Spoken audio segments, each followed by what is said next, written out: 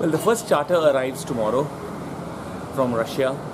Initially, the flights are just once in a week, but by the end of the month, arrivals will pick up, and we expect many more flights to come in.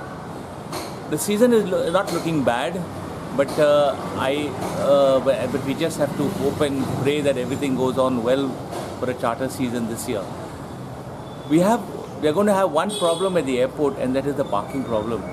We have taken up the matter with GSIDC because there's no place for coach parking, and we have sometimes, when the season peaks, we will be having around 50 coaches parked at the airport, and there's place for just 10 coaches.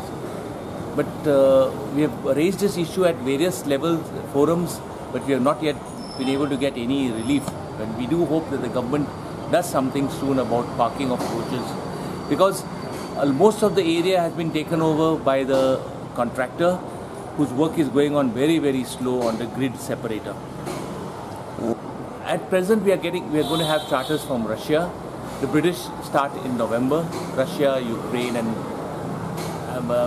maybe the Finnish would be starting later, much later in late November.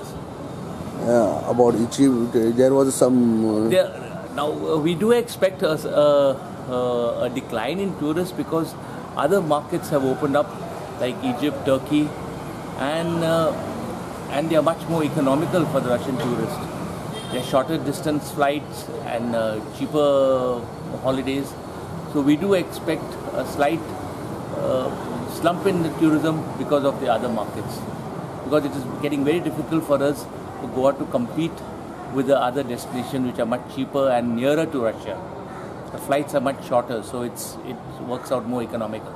About domestic tourism, is there? The domestic tourism is booming as usual.